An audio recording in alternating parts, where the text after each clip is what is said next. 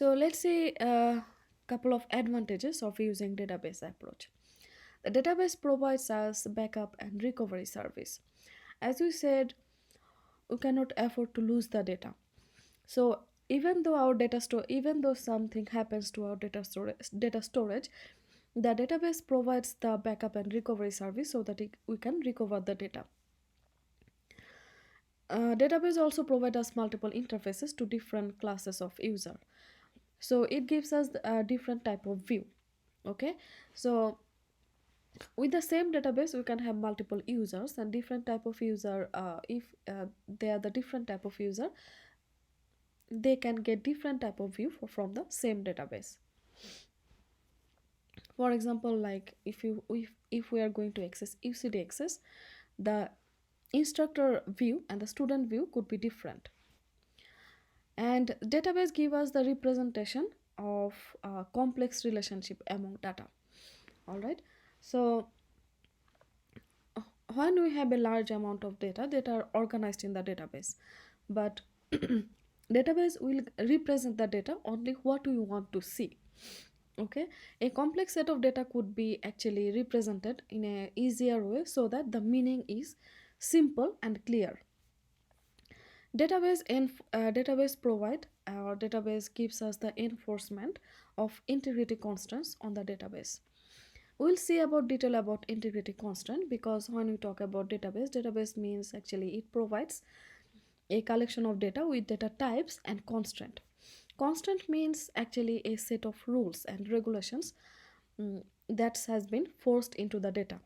For example, we don't want redundant information, or we want to maintain the consistent relationship between multiple entities, and those will be maintained by the database management software. Then the DBMS will draw a inference and actions from the stored data using deductive and active rules.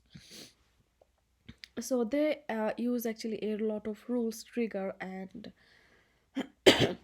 some inference by which from one set of data can be used to get the inference to retrieve the different set of data. All right, using some deductive and active rules. Also, it allows multiple views of the same data. For example, here we can see that from the same set of data, we can retrieve a transcript. Transcripts give us a one type of view, and another type of view is course prerequisite. Okay, so in this view, the second view, we are just seeing the course prerequisite for a particular course. But here actually when a student want to see a transcript will give a completely different view, where we have student name, course, grade, semester, and all type of information. Okay, so if you remember, when we saw the database, we didn't have actually a table where we have all the information together. Okay, but a database is going to give us a way so that we can combine all the tables, all the entities together, and we are going to use those relationship, and we can actually generate a report like transcript. All right, some additional implication from the database is the database enforces a potential standard. Okay,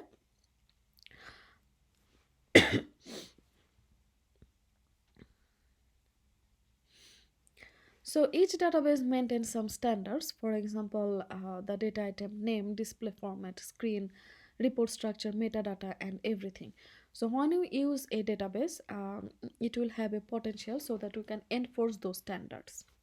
Also using a database will reduce the application development time. All right.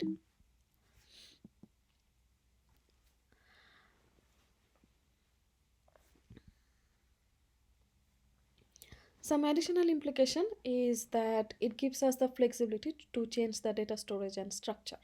So we keep the data and program independent. So so it will that's why actually it will be easy. So whenever if we want to change the storage structure, we can actually change them so that it will evolve to improve the performance. Okay.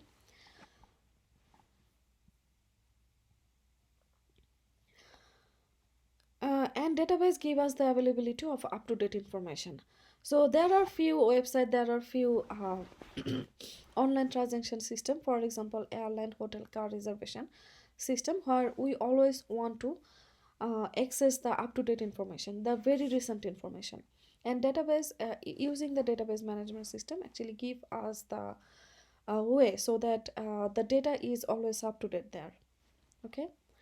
And economics of scale, so the database management system actually make sure that there is no redundant information. Okay. So the data is organized in such a way so that it actually makes the it store the data so that the data there are no redundant information. Okay. So if our data is not redundant, it actually it makes that wasteful it so it can prevent the wasteful use of memory. All right. So we saw actually different advantages of using database, but now the critical question is that are we going to use always we are going to use a DBMS? Means, is this the case that whenever we are going to build a software, do we need a always do we always need a DBMS or database management system? So the question is that we have to also see some disadvantages of using DBMS. So few disadvantages of database management system is that a database management system itself is a dedicated software, and a database management system is not a it requires a investment and possible need of additional hardware. So when we talk about a DBMS, you remember that a DBMS stores all the data in a secondary storage. It needs a DBMS software and it needs a application program. All right. So it requires the initial investment and possible need of additional hardware. So it requires the overhead providing the generality, security, concurrency control, recovery, and other functions. All right. And many database management software, it's not they are not actually free, and they require actually a good amount of cost. So now the question is, are we going to always use DBMS?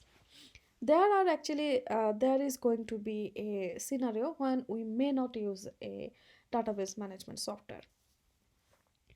Now for example, say if we are going to build a software when the software is very, like a software or application, when the application is very well defined.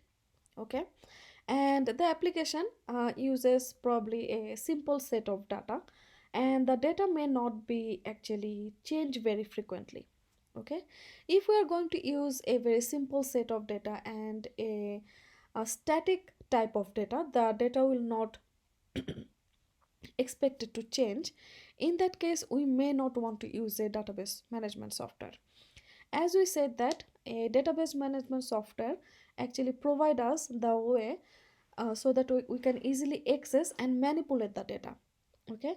For example, when we use UCDXS or University Database Management System, it actually, we student or instructor, we are using the database very frequently, and it also changes the database very frequently.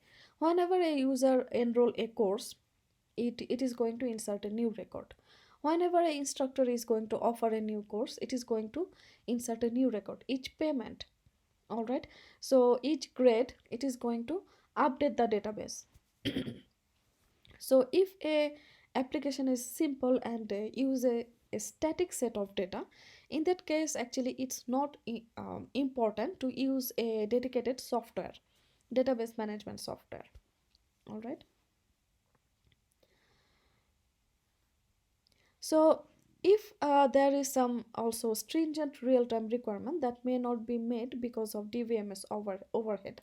So as we are saying that a DBMS has some overhead, because when we use a database management software, they are going to provide some very basic functionalities are that they are going to provide the generality, security, concurrency control, recovery, and other functions. Okay, now it may happen that we are using a application where we do not need all the functionalities, just we want to uh, use the software and we want very fast access. Okay, so in that case we may not want to use the DBMS. All right, and also if this is the case that when access to data by multiple users is not required. Okay, so in that case also DBMS may not be necessary. There could be also some scenario when database management system may not be sufficient. Okay, means that we want to do something where the database management system will not be sufficient to provide us the service. For example, a database management system, when we talk about database management system, a database system is actually a collection of a collection of data where the data are actually a set of related data, and the data are kept organized. Okay, also the database management system known as structured data. Okay, structured data means they are very self-describing data. All right, so all data are very structured, and all the information between each entity and data will be also very will be stored as a meaningful way, so that it gives us a easy way to understand the data. Okay, now if we want to handle some complexity, like if we want to get some complex information from the data. Okay, for example, say by looking at the data you want to predict something. Okay, say a recommendation engine. So for example, like looking at the data you want to recommend some product to another user. Now recommend using generating recommendation will not be actually directly provided, cannot be directly provided by the database management system. So all the information will be useful for the recommendation system, but the recommendation system needs another modeling technique. Okay, now if our application needs some complex generate some complex information, or if the data itself is very complex, in that case the database management system may not handle the complexity of the data. It may require additional modeling technique. Okay,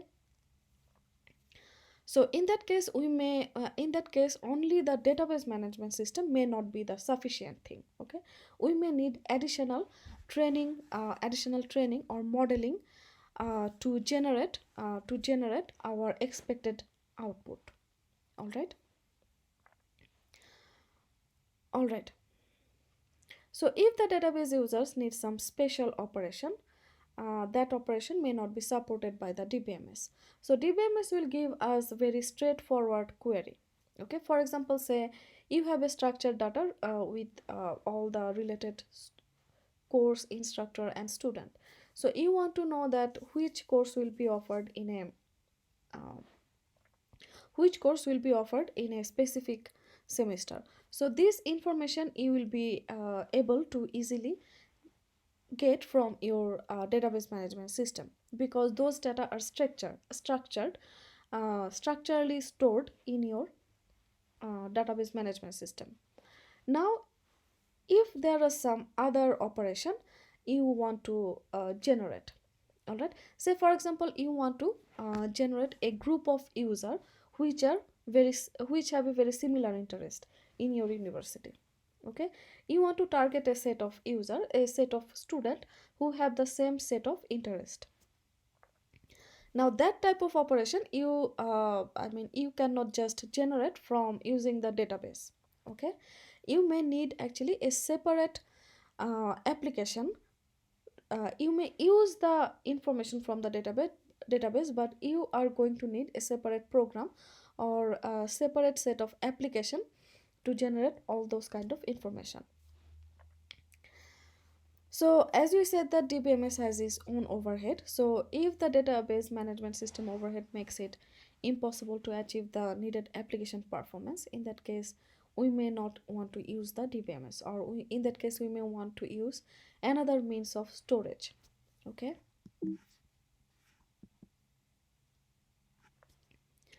All right, so that is the end of our chapter 1.